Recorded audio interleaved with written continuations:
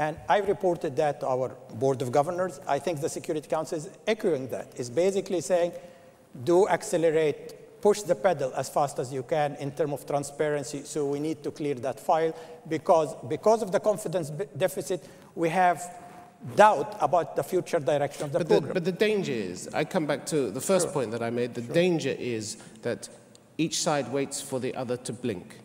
They talk themselves and each other into a corner from which there is only one way out, which is military confrontation. No, that could happen here, couldn't it? I hope it would not. You can't rule it out, can you? I would hope it would not happen. But you can't rule it out.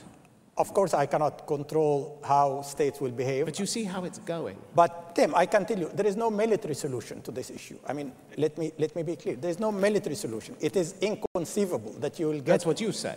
Well, others don't say that, I think Jack Straw a couple of days ago said that it is inconceivable, inappropriate. And America doesn't rule it out. Well, as I said, I'm not God. I cannot judge future intention, neither of Iran or of others. However, what I really would like to see, and what the Security Council would like to see, what the world public opinion would like to see, is all the parties to go back to negotiation. I think the only solution to the Iranian issue, the only durable solution, is a negotiated solution. As we have learned... Okay, what's your message, though, to the Security Council? Calm down, wait, be patient? My message to the Security Council, thank you. You have given me a month to continue to do my work. I'll do my very best with Iran.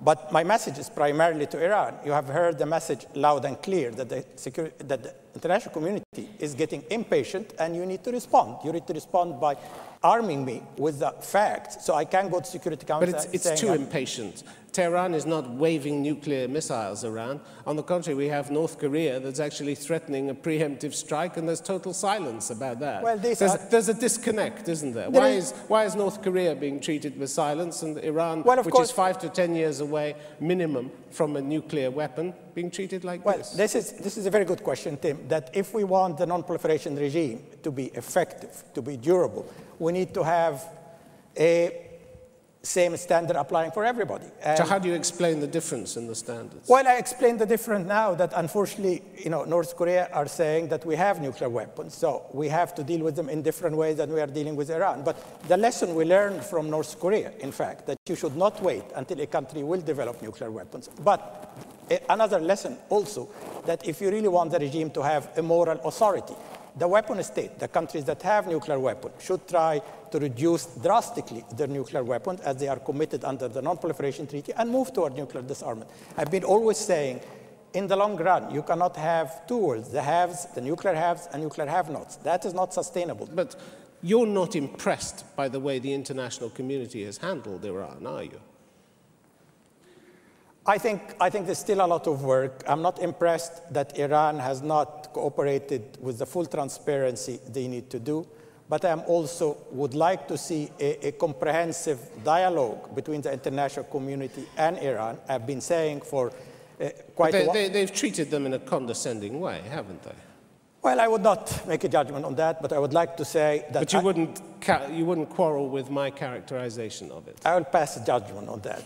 I would like to see that at the end of the day, all the concerned parties, including the United States, sit at the same table with Iran, discuss all the issues, all the grievances between Iran and the international community. When it comes, the nuclear issue masks a host of security issues. It masks economic sanctions, it masks regional insecurities, it masks trade boycott. I think the only solution is a comprehensive solution whereby all the parties, particularly the US, should sit at the table with Iran. When it comes to regional security, at the end of the day, fundamentally, this is about regional security or insecurity. Only the US can address the insecurity or security concern of Iran. So I hope Iran will take the first step. I hope as we move forward that we'll get something similar to the 6 parties to talk with the North Korea, that all the concerned parties should sit together, negotiate a solution which looks like fair, provide Iran with its legitimate needs, nuclear energy for peaceful purpose, but at the same time provide the international community with all the security assurance that that program is a peaceful program and is not a cover for a nuclear weapon. This is a tough job for you, isn't it? It's taken its toll on you.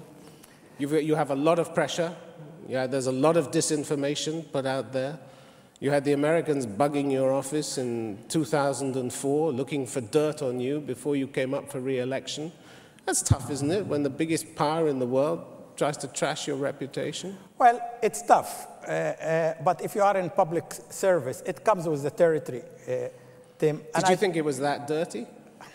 Well, you don't know how far they can go. However, I should say, the agency and I getting the Nobel Peace Prize, which is a recognition by this silent majority of the world, basically saying, you are doing a good job, you are credible, continue to do what you do. You have no idea how much that has strengthened my resolve. And if at the end of the day, when I complete my job, would be able to say that I am able to resolve that issue through peaceful means, I will be a very happy man indeed.